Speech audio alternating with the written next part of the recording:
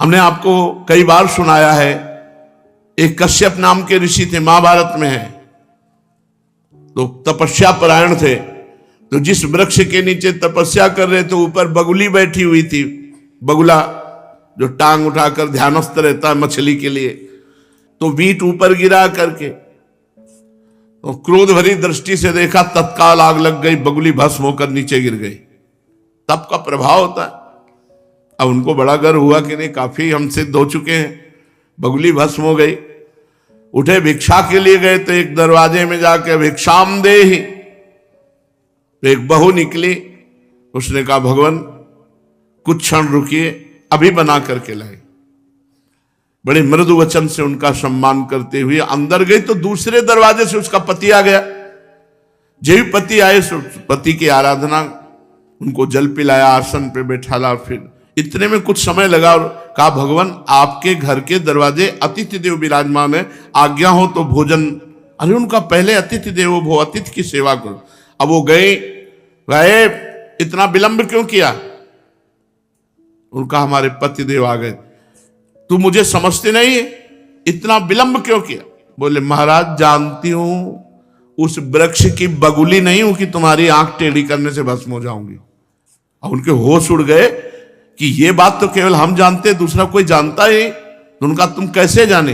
बोले मैं अपने पति सेवा के प्रताप से पतिव्रता हूं, मुझे तीनों कालों का ज्ञान है, तुम्हें बिल्कुल ज्ञान नहीं, अभी तुम अज्ञानी हो, अपने को ऋषि भले समझते हो। कश्यप ऋषि नाम था उनका।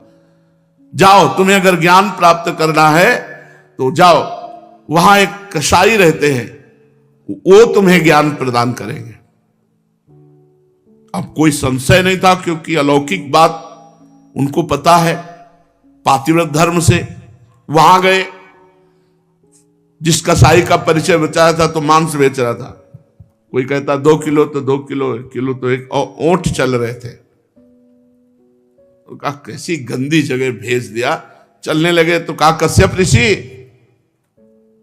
पहला आश्चर्य हुआ कि ये तो नाम बता रहा है हमारा, हमने तो अभी कुछ बात भी नहीं की, वो अमुक गांव की पतिव्रता ने भेजा है। अब और आश्चर्य हुआ। कहा हाँ। बोले बस खड़े रहो, मैं अपना व्यापार कर लूं, बस अभी आपके साथ चलता हूं। खड़े रहे, थोड़ी देर में वो बेच के दुकान बंद करके कहा तो उनका पहले ये बताओ इतना निंदनीय कार्य करते हो तुम? तो उनका मेरा जन्म हुआ है इसी कुल में, मैं हिंसा नहीं करता, मैं मांस लाता हूं और बेचता हूं और अपने परिवार का पोषण करता हूं क्योंकि मैं ऐसे कुल में जन्मा हूं। तो उनका तुमको ये कैसे पता चल गया मेरा कश्यप नाम है? बोले आपका नहीं, आपके बाप का, आपके पुरखों तक का हमको पता है। और ये कैसे पता चला कि वो बहू ने आपको कहा है ऐसा? बोले मुझे तीनों काल का ज्ञान है, भूत भविष्य वर्तमान। बोले इतना निंदनीय कार्य करते हो और तीनों काल का? बोले हर समय नाम जप करता रहता हूं और अपने कुल के अनुसार व्यापार करता हूं, और मेरी प्रधान पूजा, चलो घर देखो।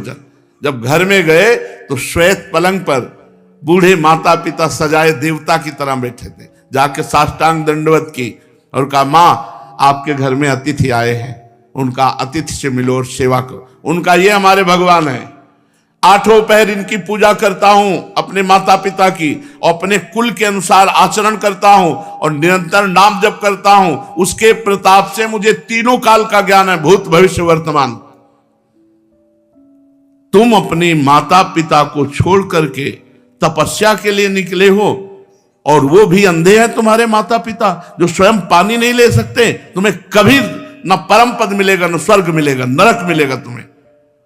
उसी समय वापस हो गए, और जब माता पिता का शरीर पूरा हुआ तब पुनः तपस्या में लगे। माता पिता भगवान का स्वरूप है। स्वयं प्रात काल उठी कै रघुनाथा, मातु पिता गुरु ना वही माथा। अपने माता, अपने पिता, अपने गुरुदेव के चरणों में स्वयं राम जी महाराज मस्तक रखते थे प्रातः काल उठ करके। सबसे पहले अपने माता पिता की जो आज्ञा का उल्लंघन करते हैं उन्हें कभी सद्गति प्राप्त नहीं होती। अब ध्यान से सुनो, यदि माता पिता भगवान का नाम जब भगवान की भक्ति का विरोध करने वाले हो तो उनकी नहीं बात माननी चाहिए।